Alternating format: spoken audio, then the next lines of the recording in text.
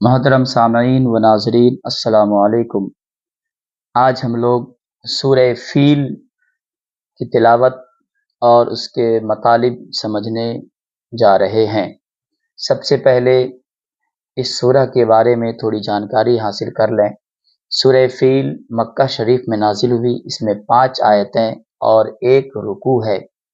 فیل کا مطلب ہی ہوتا ہے ہاتھی۔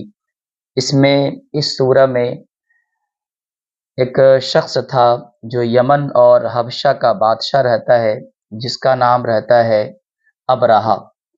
اس کے ہاتھی کا واقعہ اس سورہ میں مکمل طور پر بیان کیا گیا ہے۔ یمن کا بادشاہ، اس نے ایک عبادت خانہ بنایا تھا اور چاہتا تھا کہ حج کرنے والے لوگ مکہ کے بجائے یہاں پہ آئیں اور میری عبادت خانے میں عبادت کریں۔ تو لوگوں پہ یہ بات بہت غلط گزری، شاق تھی۔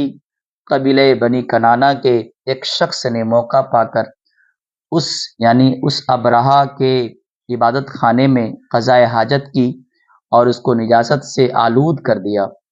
ابرہہ کو بڑا غصہ آیا، اس نے کعبہ کو ڈھانے کی قسم کھائی اور اس ارادے سے اپنے لشکر لے کر، جس میں بہت سے ہاتھی تھے، اور ان ہاتھیوں میں ایک بہت بڑا ہاتھی تھا جس کا نام محمود بتایا جاتا ہے۔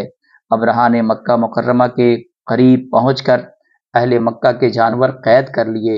ان میں 200 اونٹ عبد المطلب، جو نبی صلی اللہ علیہ وسلم کے دادا جان ہیں، ان کے بھی تھے۔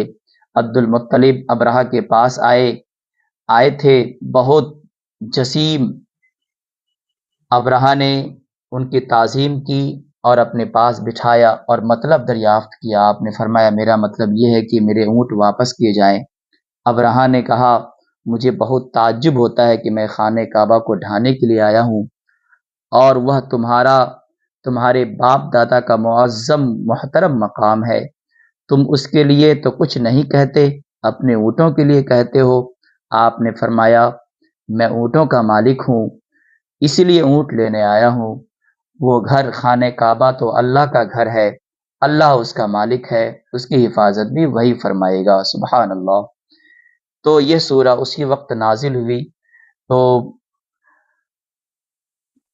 آئیے اس سورہ کا ترجمہ اور مفہوم ترجمہ پڑھ کے دیکھتے ہیں۔ اعوذ باللہ من الشیطان الرجیم، میں پناہ مانگتا ہوں شیطان مردود سے اللہ تعالیٰ کی۔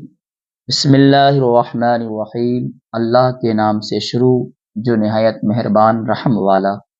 الم تر کیف فعل ربک باصحاب الفیل، اے محبوب کیا تم نے نہ دیکھا تمہارے رب نے ان ہاتھی والوں کا کیا حال کیا۔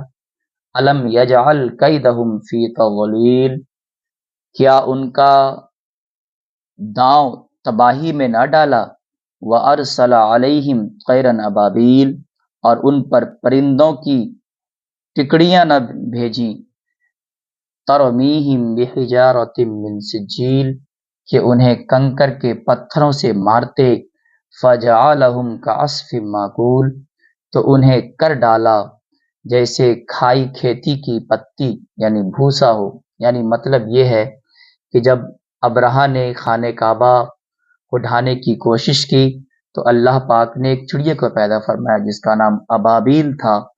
اس چڑیے نے اپنے پیر میں، اپنے پنجے میں کنکریاں لی اور ہر ہاتھی پر گراتی، تو اس کنکریوں کی وجہ سے جس ہاتھی پر وہ کنکری گرتی وہ ہاتھی بھوسا بن جایا کرتا تھا۔ یہ اللہ کی مار تھی۔ اللہ رب العزت نے اپنے گھر کی حفاظت کر لی۔ تو اس لیے یہ دین اللہ رب العزت کا ہے، یہ مذہب اللہ کے نزدیک سب سے معظم مذہب ہے۔ جس کی حفاظت اللہ اپنے ذمے لے لیتا ہے، اس کی حفاظت وہ خود کرتا ہے۔ ہمارا کام صرف ان صورتوں کو پڑھنا اور بغور سننا ہے۔ اللہ تعالیٰ اسی سے ہمیں بے شمار برکتیں عطا فرمائے گا۔